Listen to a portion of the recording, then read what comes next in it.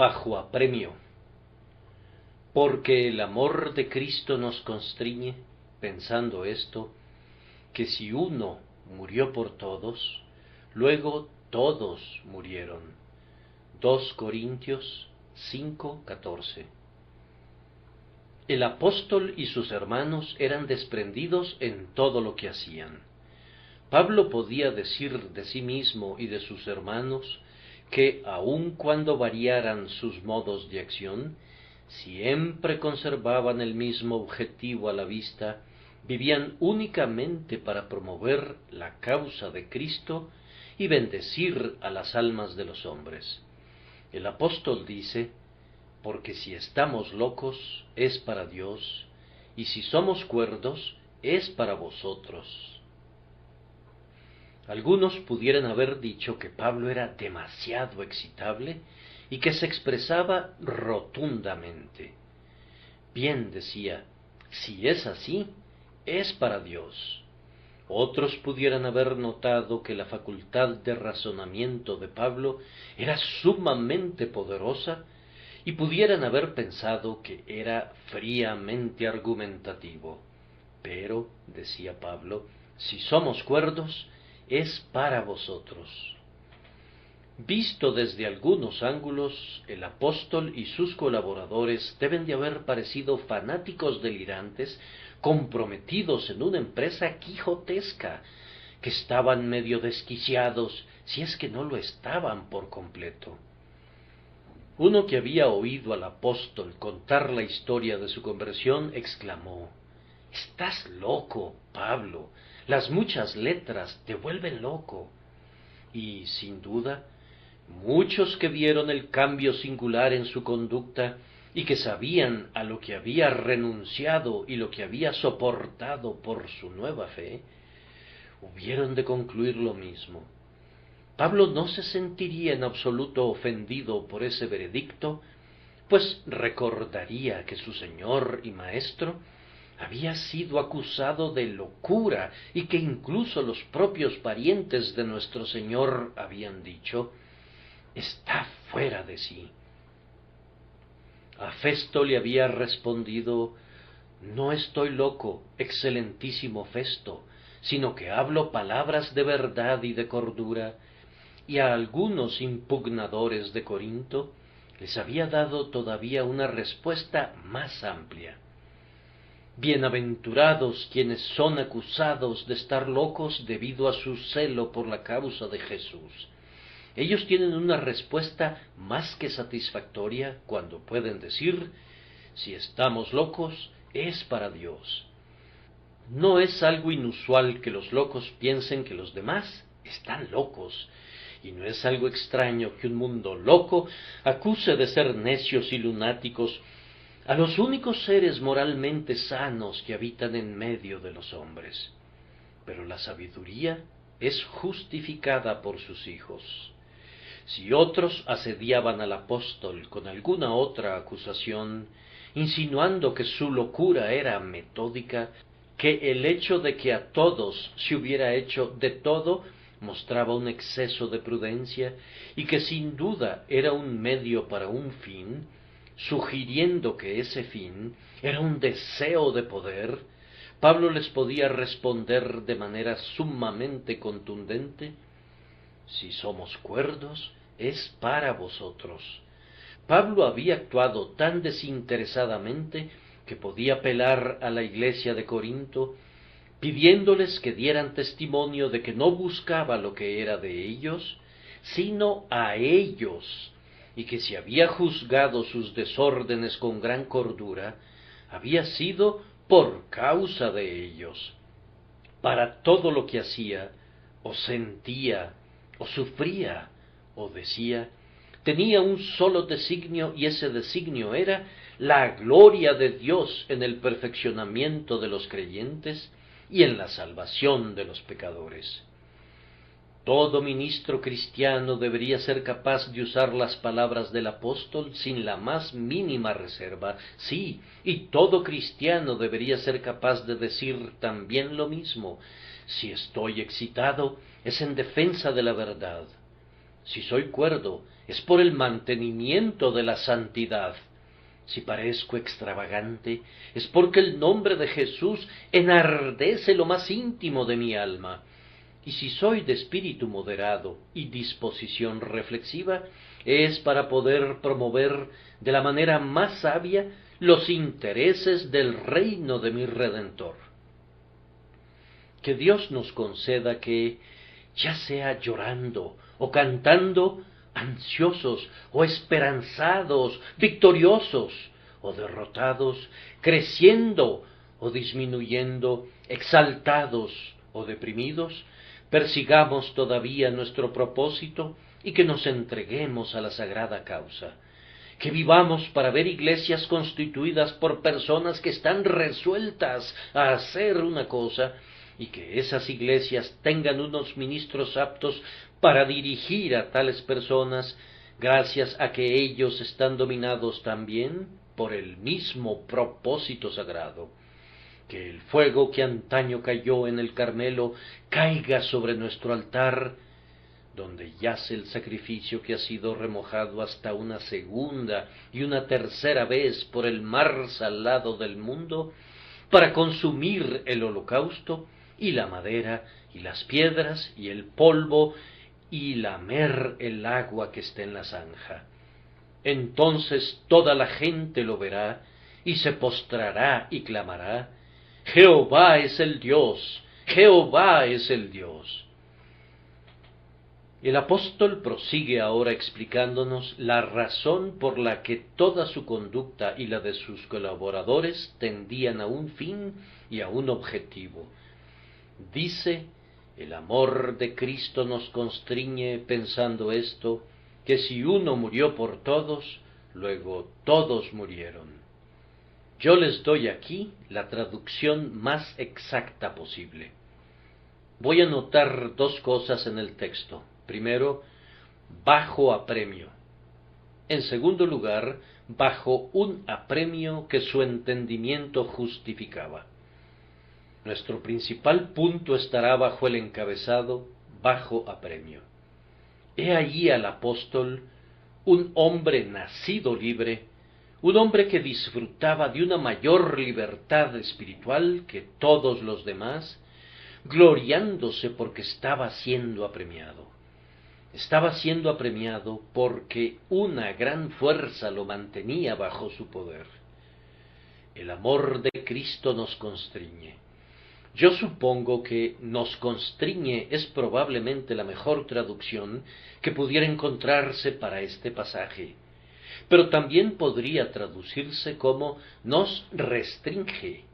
El amor de Cristo restringe a los verdaderos creyentes de ser egoístas y les impide perseguir cualquier otro objetivo que no sea el más sublime.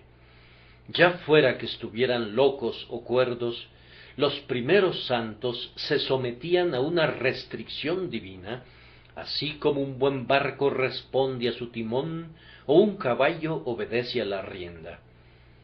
No carecían de la fuerza restrictiva para prevenir la más mínima sujeción a motivos impuros.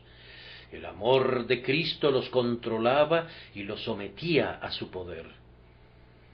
Pero la palabra restringir expresa sólo una parte del sentido, pues también significa que Pablo estaba forzado o presionado y, por tanto, que estaba propulsado como alguien que era movilizado por una presión. El amor de Cristo lo presionaba por todos lados alrededor suyo, así como el agua de un río presiona al nadador y lo arrastra en su corriente. Bengel, quien es una reconocida autoridad, entiende el pasaje así: nos mantiene empleados, pues somos inducidos a la diligencia, urgidos al celo, guardados en la perseverancia y propulsados por el amor de Jesucristo. Los apóstoles trabajaban arduamente, pero toda su labor provenía del impulso del amor de Jesucristo. Tal como Jacob trabajó arduamente por Raquel, por amor a ella exclusivamente, Así los verdaderos santos sirven al Señor Jesús bajo la imponente imposición del amor. Un eminente expositor traduce la palabra así: nos contiene, como si significara que los siervos del Señor eran mantenidos juntos y conservados como un grupo bajo una bandera o estandarte, y cita muy atinadamente las palabras de la Iglesia en el cantar: su bandera sobre mí fue amor. Así como los soldados son juntados y reagrupados bajo la bandera, así los santos son sustentados en la obra y en el servicio a su Señor por el amor de Cristo que los constriñe a soportar todas las cosas por la causa de los elegidos y por la gloria de Dios. Es como la enseña izada en el centro y como la piedra imán de todas sus energías. En el amor de nuestro Señor tenemos el mejor motivo para practicar la lealtad, la mejor razón para tener energía y el mejor argumento para desarrollar la perseverancia. La palabra puede significar también comprimido, y entonces querría decir que todas las energías son comprimidas en un solo canal y son echadas a andar por el amor de Cristo. Puedo condensar esas palabras, restricción y constreñimiento, y todas las demás palabras en una sola, agrupándolas en una sola figura.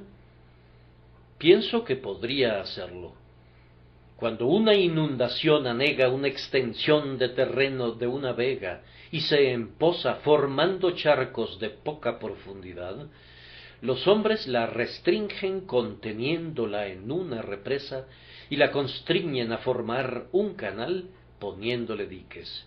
Así, una vez comprimida, se convierte en un torrente que se mueve con fuerza en una dirección. Vean cómo apresura su paso, vean cuánta fuerza acumula. Mueve aquella rueda de molino, lava a una oveja, salta como una cascada, atraviesa gorjeando una aldea en la forma de un torrente en el que permanece el ganado bajo el sol del verano. Va creciendo en todo momento hasta convertirse en un río que puede transportar lanchas y barquitos, y hecho esto, crece todavía sin detenerse hasta que fluye con aguas potentes hacia el gran mar. El amor de Cristo había comprimido las energías de Pablo en una sola fuerza, las había canalizado y las había propulsado con una fuerza sorprendente hasta convertir al apóstol y a sus compañeros en una poderosa fuerza para el bien, siempre activos y llenos de energía. El amor de Cristo, dice, nos constriñe. Todas las grandes vidas han estado bajo el apremio de algún principio dominante. Un hombre que es inconstante y que no persevera en nada es un don nadie. Un hombre que desperdicia la vida en caprichos y fantasías, en ocios y placeres, nunca logra nada. Se desliza sobre la superficie de la vida sin dejar una mayor huella sobre su época que la que deja un pájaro en su vuelo en el cielo. Pero cuando un hombre se enfoca en algo, se vuelve grande, incluso para lo malo. ¿Qué hizo notable al joven príncipe de Macedonia, Alejandro el Grande, sino la concentración de su mente entera en un deseo de conquista? El hombre no era feliz jamás cuando estaba tranquilo y en paz. Sus mejores días los pasaba en el campo de batalla o en la marcha. Mírenlo apresurarse al frente de batalla, haciendo que el soldado más común se convierta en un héroe al observar el temerario valor de su rey, y entonces entenderán la grandeza del hombre. Él no habría podido ser nunca el conquistador del mundo si no hubiera sido apremiado por la insaciable ambición de conquista. De ella provienen también los Césares y los Napoleones. Son hombres de una sola pieza en su ambición, que están sujetos a una sola pasión de dominio. Ese mismo hecho queda muy claro cuando trasladas el pensamiento a una mejor y más santa esfera. Howard no habría podido ser jamás el gran filántropo que fue, si no hubiese estado extrañamente sujeto al embrujo del amor por los prisioneros. Era más feliz en un hospital o en una prisión de lo que habría sido en la corte o en el sofá de la sala de su hogar. Ese hombre no podía evitar visitar las cárceles. Era un cautivo de la simpatía que sentía por los hombres en cautiverio, y así se pasó la vida buscando su bien. Miren a alguien como Whitefield, o como su colega Wesley. Esos hombres sólo tenían un pensamiento, que consistía en ganar almas para Cristo. Su ser entero corría sobre el lecho del río del celo por Dios, que los hacía desbordantes y poderosos como el caudaloso Ródano. Trabajar para Cristo era como un descanso para ellos. Era un honor ser aporreados mientras predicaban, así como ser calumniados por el nombre de Jesús. Un obispado o un asiento en la Cámara de los Lores habrían sido su muerte. Incluso un trono habría sido un potro de tormento, si a cambio de ello hubieran tenido que dejar de buscar almas. Esos hombres estaban bajo el dominio de una pasión que no podían resistir y a la que no deseaban restarle vitalidad. Podían cantar: el amor de Cristo en verdad me constriñe a buscar las almas descarriadas de los hombres, con clamores, súplicas y lágrimas, a salvarlas y arrebatarlas de la ola de fuego.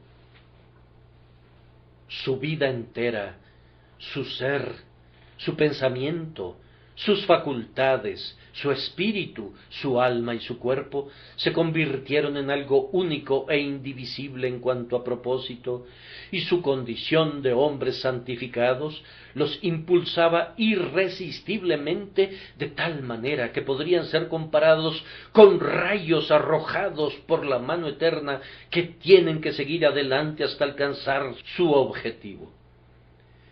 Para ellos era tan imposible dejar de predicar, como es imposible para el sol dejar de brillar o revertir su curso en los cielos. Ahora, este tipo de apremio no implica ninguna compulsión ni involucra ninguna servidumbre. Es el más alto nivel de libertad, pues cuando un hombre hace exactamente lo que le gusta hacer, si quisiera expresar la alegría entusiasta y la dicha con los que desempeña sus actividades, usaría generalmente un lenguaje similar al de mi texto. Vamos, dice, estoy absorto en mi estudio favorito, me cautiva, no puedo resistirme a sus encantos, me tiene hechizado. ¿Acaso el hombre es menos libre por ello? Si alguien se entrega por completo a alguna ciencia o a cualquier otra ocupación, aunque sea perfectamente libre de abandonarla cuando quiera, declarará comúnmente que no puede dejarla, que lo tiene cautivado de tal manera que se ha vuelto un adicto a ella.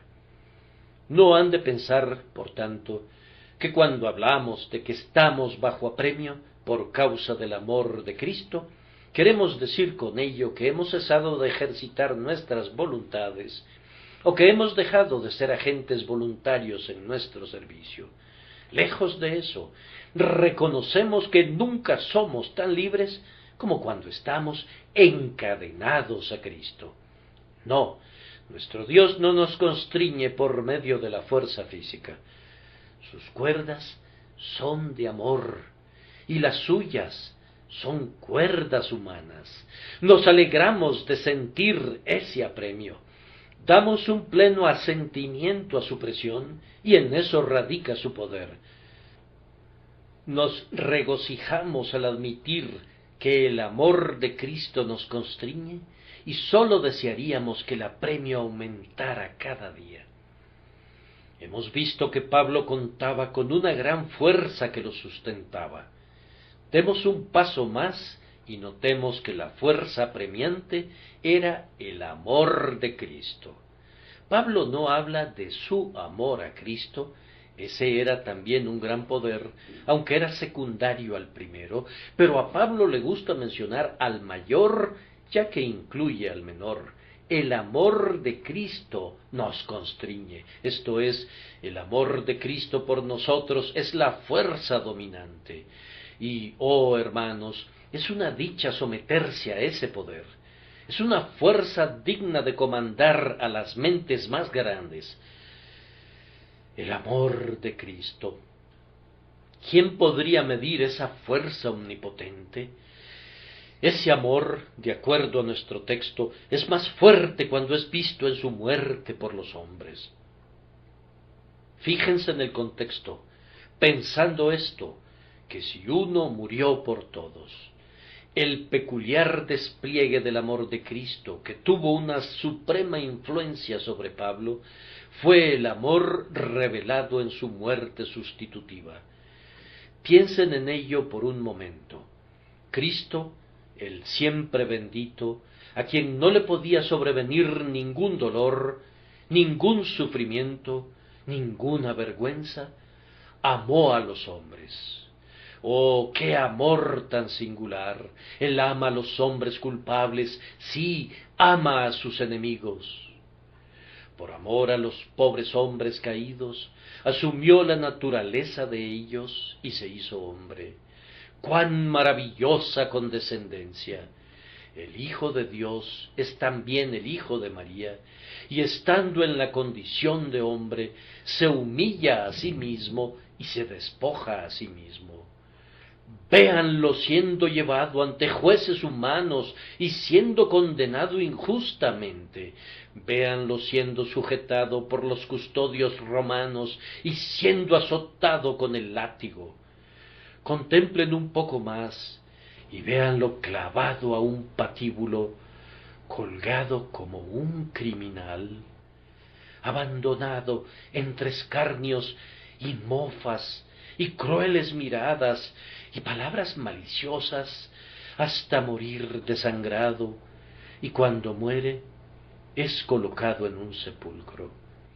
Detrás de todo ello está el misterio de que no sólo murió, sino que murió en lugar de otros, soportando la ira todopoderosa, padeciendo esa terrible sentencia de muerte que acompaña al pecado del hombre.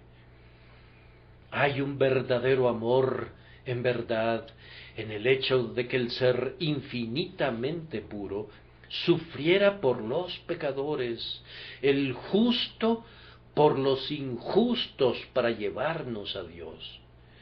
El amor nunca alcanzó una altura tan sublime como cuando condujo a Jesús al madero sangriento para recibir la terrible sentencia de la ley inexorable. Piensen en este amor, amados, hasta sentir su impelente influencia. Era un amor eterno, pues mucho antes que la tierra fuera formada, la palabra eterna ya había fijado sus ojos en su pueblo, y los nombres de ellos ya habían sido grabados en su corazón. Era un amor desinteresado, pues no tenían nada que ganar de parte de sus redimidos. Había suficientes arpas en el cielo y suficientes cantos en la ciudad celestial para que no se necesitara la música de ellos. Se trataba de un amor sumamente libre y espontáneo, pues nadie lo había buscado y nadie había ni siquiera soñado con él. Era un amor sumamente perseverante, pues cuando el hombre nació al mundo y pecó y rechazó a Cristo, y él a lo suyo vino, y los suyos no le recibieron, los amó aún así, y los amó hasta el fin. Era un amor, ¿qué diré acerca de ese amor? Si fuera a multiplicar las palabras en vez de alzar sus pensamientos, podría más bien hundirlos. Fue un amor infinito, inmensurable, inconcebible. Sobrepasa el amor de las mujeres, aunque el amor de las madres es fuerte como la muerte y los celos son crueles como el sepulcro. Sobrepasa el amor de los mártires, aunque ese amor ha triunfado sobre la furia de la flama. Todas las otras luces del amor empalidecen en su ineficaz brillantez ante este deslumbrante sol de amor, cuyo calor el hombre puede sentir, pero en cuya suprema luz ningún ojo puede posarse. Él nos amó como Dios. Era nada menos que el propio amor de Dios el que ardía dentro de ese pecho que fue desnudado ante la lanza para redimirnos de descender al abismo. Es esta fuerza, entonces, la que ha tomado posesión de la mente del cristiano y la que, como dice Pablo, nos constriñe. Ahora podemos dar un paso más y decir que el amor de Cristo opera engendrando en nosotros amor por Él. Hermanos amados, yo sé que ustedes aman a nuestro Señor Jesucristo, pues todo su pueblo lo ama. Nosotros le amamos a Él porque Él nos amó primero. Pero, ¿qué diré? Difícilmente hay algunos otros temas sobre los que me siento menos capaz de hablar que estos dos: el amor de Cristo por nosotros y nuestro amor por Él, porque, de alguna manera, el amor necesitaría otra lengua diferente de la que habita en la boca, que estuviera ubicada en alguna otra parte. Nuestra lengua está en la cabeza y puede expresar, por tanto, nuestros pensamientos. Pero necesitaríamos una lengua en el corazón que expresara aquellas emociones que ahora tienen que pedir prestada la expresión del defectuoso orador del cerebro. Hay un amplio espacio entre el cerebro frío y el llameante corazón, y los asuntos se enfrían mientras van en camino hacia la lengua, de tal manera que el corazón ardiente se cansa de las frías palabras. Pero, nosotros amamos a Jesús. Hermanos y hermanas, nosotros lo amamos verdaderamente. Su nombre es dulce como el panal de miel, y su palabra es preciosa como el oro de Ofir. Su persona es muy querida para nosotros. De su cabeza a sus pies, todo Él es codiciable. Cuando al fin nos acerquemos a Él y lo veamos, me parece que nos desmayaremos por el exceso de gozo al contemplarlo, y yo soy uno de los que no piden un cielo más allá de una visión suya y de un sentido de su amor.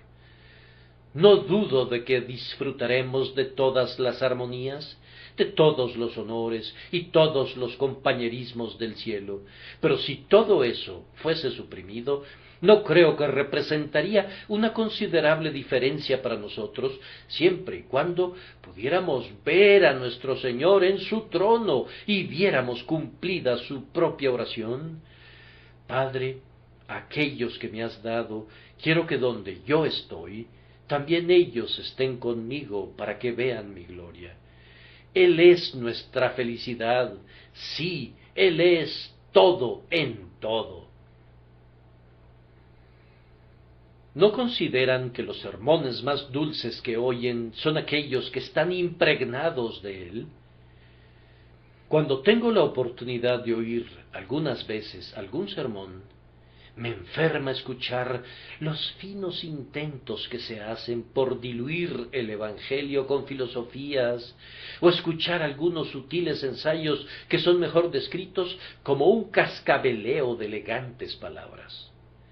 Pero puedo oír arrobado al hermano más iletrado y torpe de labios, si su corazón arde en su interior y si habla desde su corazón de mi Señor, el bien amado de mi alma. Nos alegra estar en el lugar de reunión cuando Jesús está adentro, pues ya sea en el tabor con 2 o 3, o en la congregación de los fieles, cuando Jesús está presente, es bueno estar allí. Ese sentimiento de gozo que experimentas cuando oyes hablar sobre Jesús demuestra que tú amas su persona, y tus esfuerzos por divulgar el Evangelio demuestran que amas su causa. El amor de Cristo por ustedes los ha conducido a desear la llegada de su reino y sienten que podrían dar su vida para extender los límites de sus dominios, pues Él es un Rey glorioso y todo el mundo debería saberlo. Oh, que pudiéramos ver a todas las naciones inclinándose ante su cetro de paz. Lo amamos tanto que no podremos descansar nunca hasta que la tierra entera sonría en la luz de su rostro. En cuanto a esta verdad, una parte sustancial de nuestro amor por Cristo se muestra por el apego al Evangelio puro. Yo no tengo mucha paciencia con una cierta clase de cristianos que, en nuestros días, están dispuestos a oír a cualquier persona que predica en tanto que puedan decir: él es muy hábil, es un excelente predicador, un hombre de genio, un orador nato. ¿Acaso es habilidad hacer que una falsa doctrina sea grata al paladar?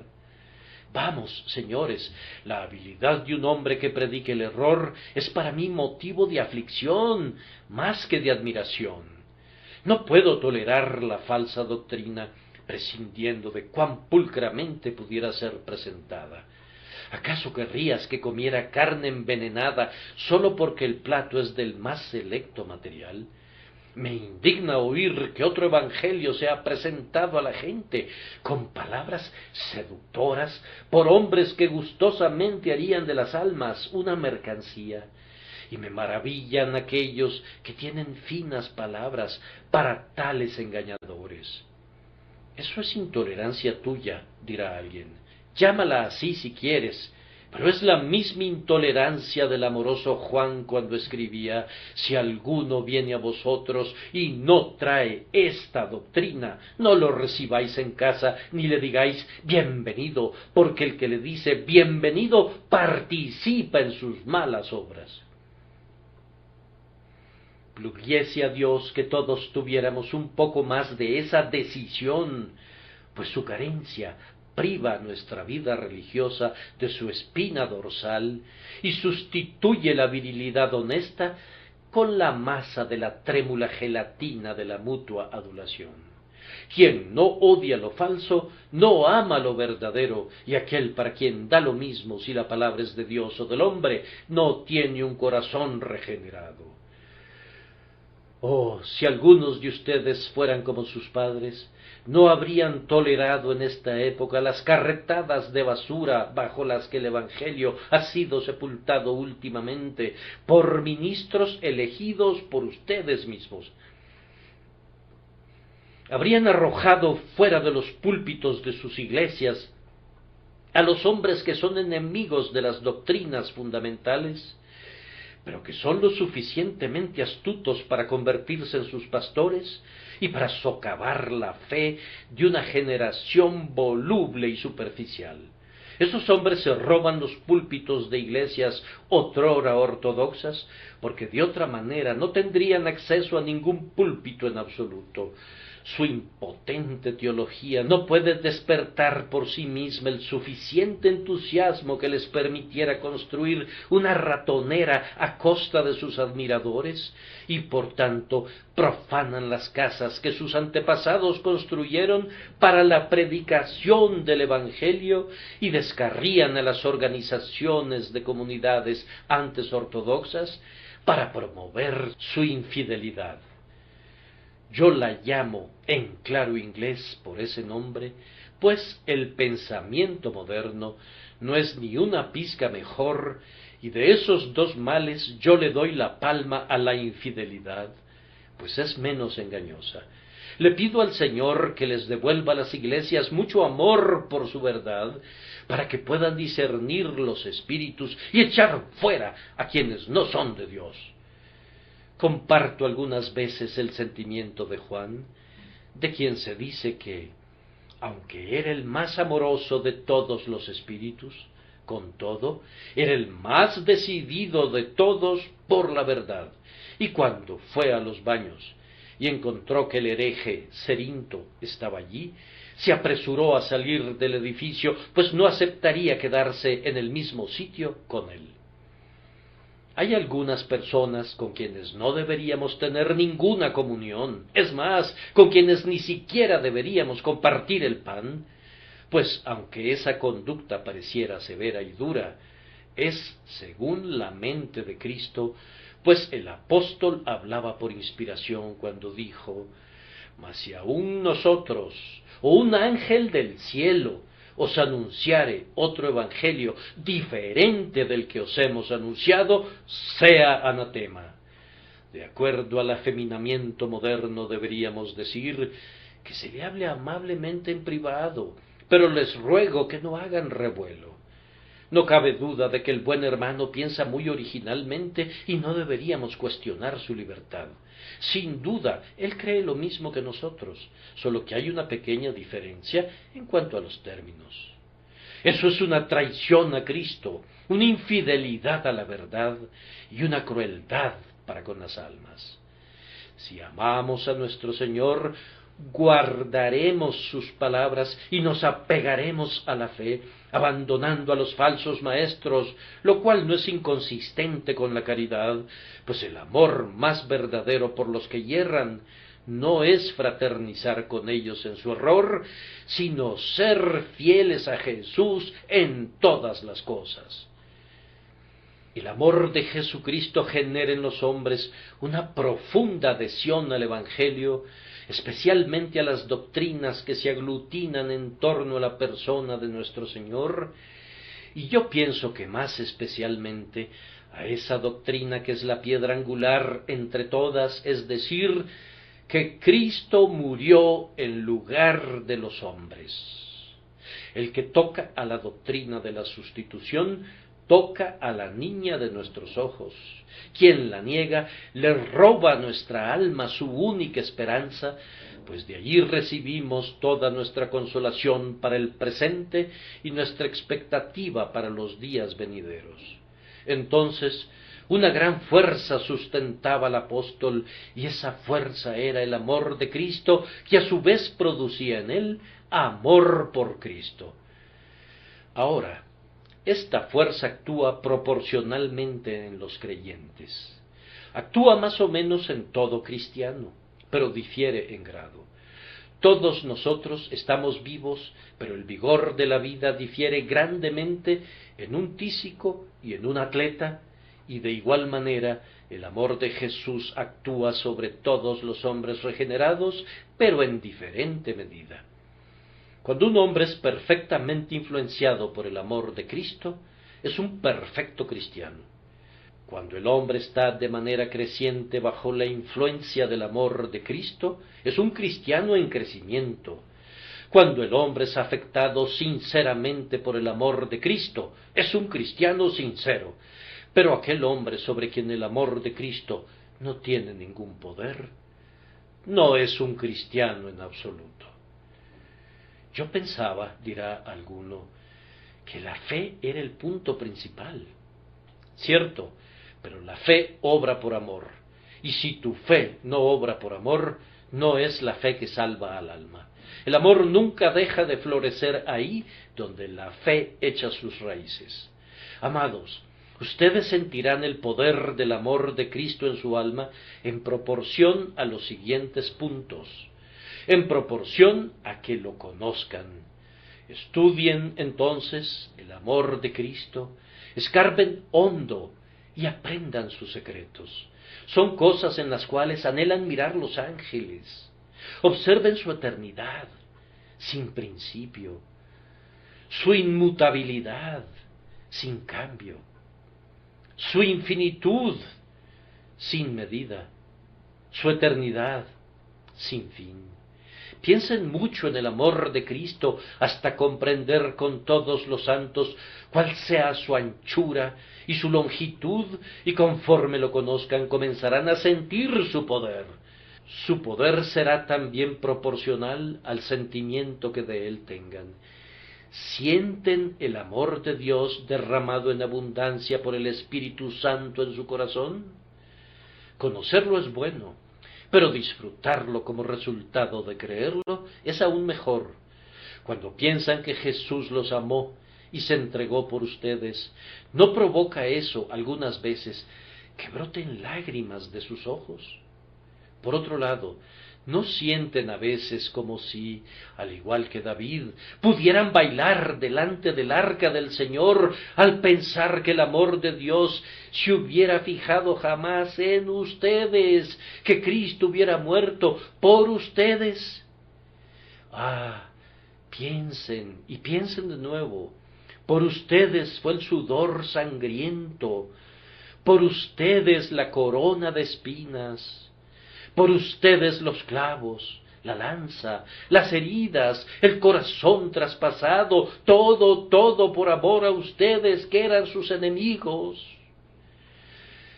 En la proporción en que su corazón sea tierno y sensible a este amor, se convertirá en una influencia rectora para su vida entera. La fuerza de esta influencia también dependerá mucho de la gracia que habita en ustedes. Pueden medir su gracia por el poder que el amor de Cristo tiene sobre ustedes. Quienes habitan cerca de su Señor están tan conscientes de su poder sobre ellos que las simples miradas de sus ojos los llenan de un santo ardor. Si poseen mucha gracia, serán movidos grandemente por el amor que les proporcionó esa gracia y serán asombrosamente sensibles a ella. Pero quien posee poca gracia, que es el caso de no pocas personas, puede leer la historia de la cruz sin emoción y contemplar la muerte de Jesús sin sentimiento. Que Dios nos libre de un corazón marmóreo, frío y duro. El carácter tiene también mucho que ver con la medida en que sentimos el apremio del amor de Jesús. Entre más semejantes a Cristo seamos, más constreñidos por Cristo seremos. Amado hermano y amada hermana, ustedes tienen que lograr ser como Cristo por medio del Espíritu Santo y de la oración, y cuando lo hubieren logrado, su amor tomará una posesión más plena de ustedes de la que tiene en este momento, y estarán más manifiestamente bajo su poder que constriñe. Nuestro último punto bajo este encabezado es que doquiera que su energía sea sentida, operará según su género. Las fuerzas obran de acuerdo a su naturaleza. La fuerza del amor genera amor, y el amor de Cristo engendra un amor afín. Quien siente el amor de Cristo, actúa como Cristo actuaba. Si tú sientes realmente el amor de Cristo que lo llevó al sacrificio de sí mismo, tú mismo serás también un sacrificio. En esto hemos conocido el amor, en que Él puso su vida por nosotros. También nosotros debemos poner nuestras vidas por los hermanos. Por causa de nuestro Señor, estimaremos todas las cosas como escoria por la excelencia de su conocimiento. Oh alma, habiendo conocido y elegido a tu Señor, no te quedará ninguna otra elección. Aquel camino conduce a la riqueza, pero si no glorifica a Cristo, de inmediato dirías, adiós riquezas. Aquel otro camino conduce al honor, serás famoso si tomas esa senda. Pero si sientes el poder de su amor en tu alma, y el honor no le proporcionara ninguna gloria a Cristo, dirías, adiós honor. Abrazaré la vergüenza por Cristo, pues mi único pensamiento es sacrificarme por aquel que se sacrificó a sí mismo por mí. Si el amor de Cristo te constriñe, te inducirá a amar a otros, pues el suyo fue un amor por otros, un amor por quienes no le podían servir, por quienes no merecían nada de sus manos. Si el amor de Cristo te constriñe, amarás especialmente a aquellos que no tienen ningún aparente derecho sobre ti y que no pueden esperar justamente nada de ti, sino que, por el contrario, merecen tu censura. Dirás, los amo porque el amor de Cristo me constriñe. Pequeñas criaturas sucias de los bajos fondos, inmundas mujeres que contaminan las calles, viles hombres que salen de la cárcel meramente para repetir sus crímenes. Estas son las humanidades caídas a quienes aprendemos a amar cuando el amor de Cristo nos constriñe. No sé de qué otra manera podríamos preocuparnos por algunas pobres criaturas, si no fuera porque Jesús nos enseña a no despreciar a nadie y a no desesperar de nadie. A esas ingratas criaturas, a esas maliciosas criaturas, a esas criaturas abominablemente blasfemas y profanas, a quienes te encuentras algunas veces y a las que rehuyes, debes amarlas, porque Cristo amó al peor de los pecadores. Su amor por ti debe reflejarse en tu amor por los más indignos y los más viles. Él es tu sol, tú has de ser como la luna para la noche del mundo. El amor de Jesucristo es un amor práctico. Él no amaba únicamente en pensamiento y en palabra, sino de hecho y en verdad. Y si el amor de Cristo nos constriñe, dedicaremos nuestras almas a la obra y al servicio del amor.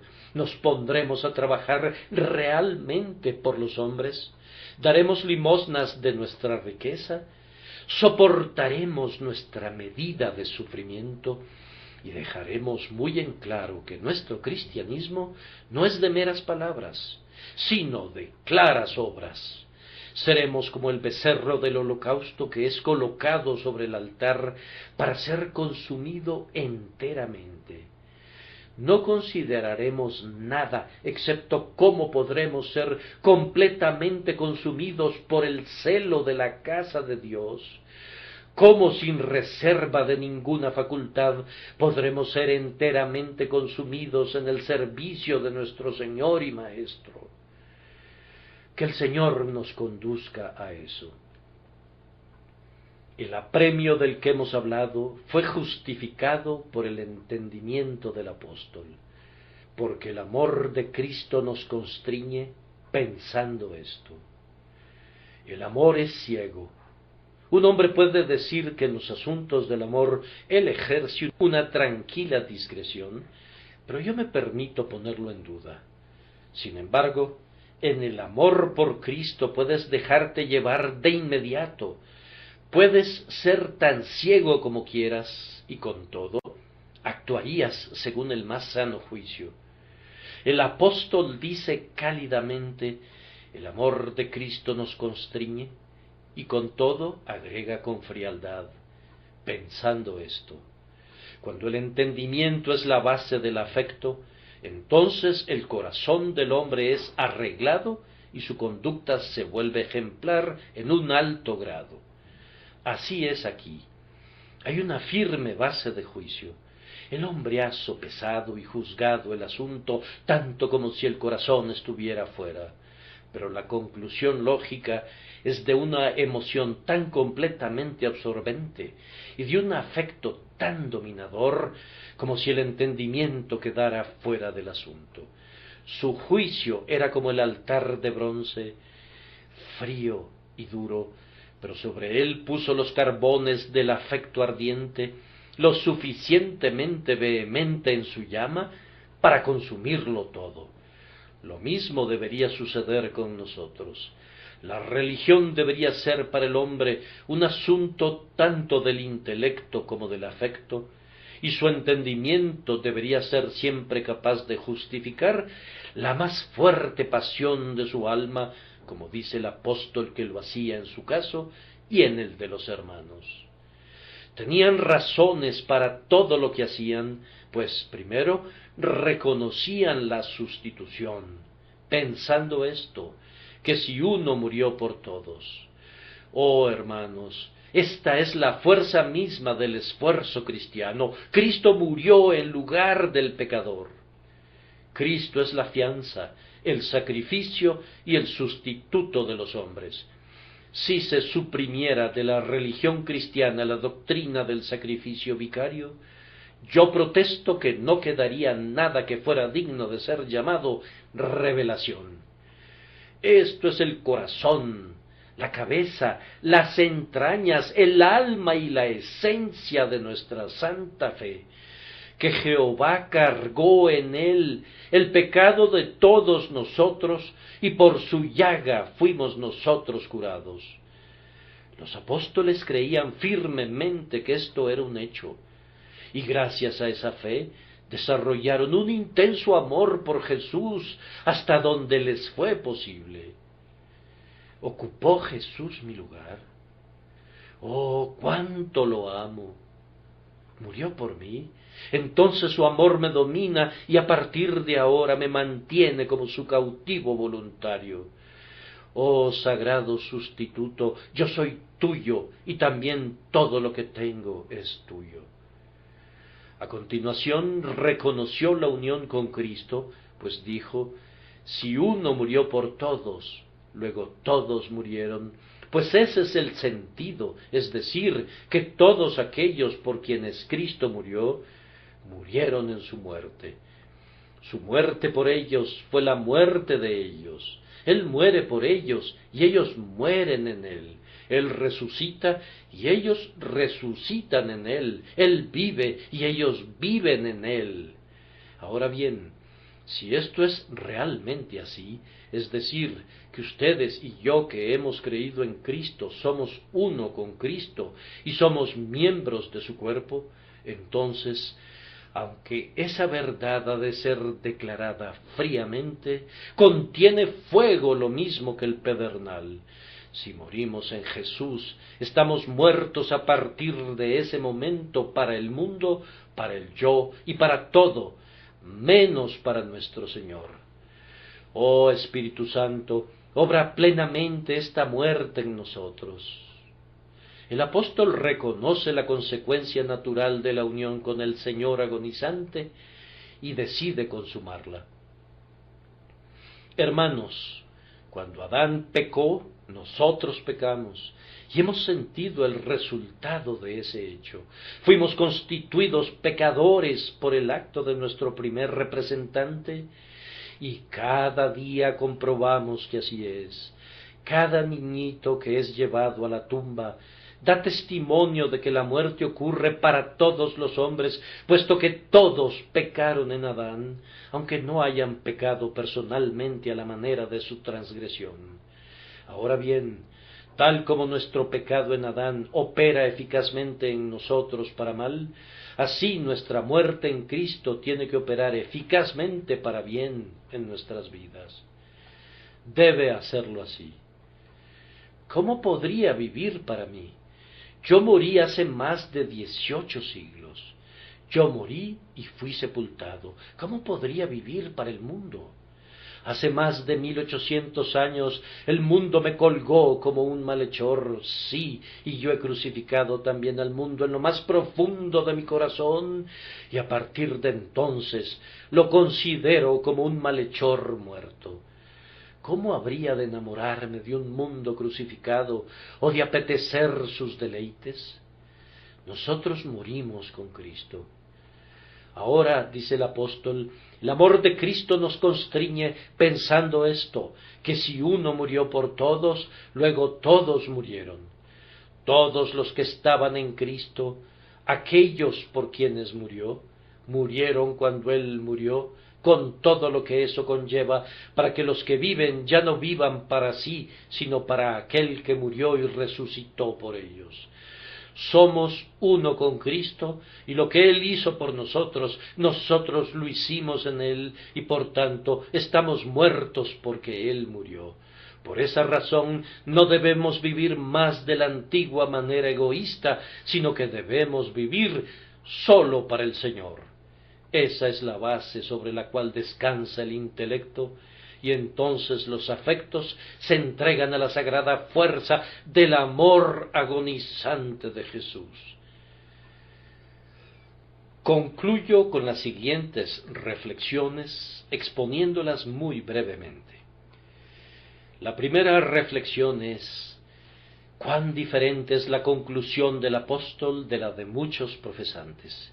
Ellos dicen: si Cristo murió una sola vez por todos, y así completó la obra de mi salvación, entonces yo soy salvo, y puedo sentarme cómodamente y gozarme, pues no hay ninguna necesidad de esfuerzo ni de preocupación.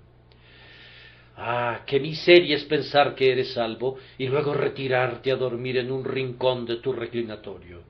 Un hombre convertido y gracias a ello acurrucado sobre la cama de la pereza. Es ciertamente un terrible espectáculo, pero es algo muy común. Tales personas tienen muy poca o ninguna consideración por los que permanecen siendo inconversos. El Señor salvará a los que le pertenecen, afirman, y poco les importa si lo hace o no. Parecieran estar terriblemente temerosos de hacer la obra de Dios, aunque no hay ni la más mínima necesidad de tal temor, ya que ni siquiera harían su propia obra.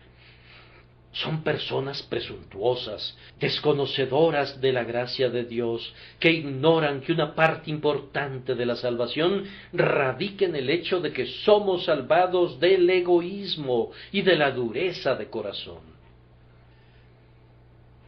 Concluir que gracias a que Cristo hizo tanto por mí ahora, no tengo que hacer nada por Él, es una inferencia que proviene del diablo. Tengo incluso que pedirle perdón al diablo, pues pienso que él no es lo bastante vil para concluir eso respecto de la gracia de Dios. Ciertamente él nunca tuvo la oportunidad para intentar realizar un crimen tan detestable.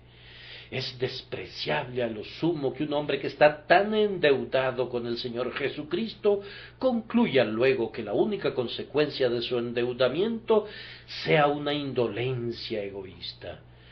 Un verdadero hijo de Dios no diría nunca: alma, tómalo con calma, tú estás muy bien, ¿qué importa todo lo demás? Oh, no, el amor de Cristo nos constriñe. Cuánto más ennoblecedora, además, es una conducta como la del apóstol comparada con la de muchos cristianos profesantes. Yo no pretendo juzgar a nadie, pero les pediría que se juzgaran a ustedes mismos. Hay algunos, y yo esperaría que sean cristianos, el Señor conoce a los suyos, que efectivamente dan para la causa de Dios y que efectivamente sirven a Dios de alguna manera. Pero el principal pensamiento de su vida no es Cristo, ni es su servicio, sino que sigue siendo todavía la ganancia de riquezas. Ese es su principal objetivo, y todas sus facultades están orientadas en esa dirección. Hay otros miembros de la Iglesia, quiera Dios que no los juzguemos, cuyo gran pensamiento es el éxito en su profesión. Yo no estoy condenando a quienes piensan así, pero la principal ambición del apóstol y la de los que eran como él no era eso, sino algo más sublime. El principal objetivo de todos nosotros no debería ser nada del yo, sino servir a Cristo. Debemos estar muertos a todo, menos a la gloria de nuestro Señor, viviendo con esta meta ante nosotros, con ese premio por el que debemos esforzarnos, que Cristo sea glorificado en nuestros cuerpos mortales, en nuestro negocio, en nuestros estudios y en todo. Nuestro lema debe ser: Cristo, Cristo, Cristo. Ahora bien, ¿acaso no es una cosa mucho más noble que el hombre viva enteramente para Cristo y no para las riquezas, ni para el honor, ni para uno mismo en cualquier forma? Como a sensatos os hablo, juzgad vosotros lo que digo. ¿No piensan también que un propósito como este proporciona mayor paz al espíritu? La gente va a juzgar nuestra conducta, y tengan la seguridad de que juzgarán tan severamente como puedan. Si nos ven celosos y abnegados, dirán de nosotros: vamos, ese hombre está loco. Eso no nos importaría mucho si pudiéramos replicar: es para Dios.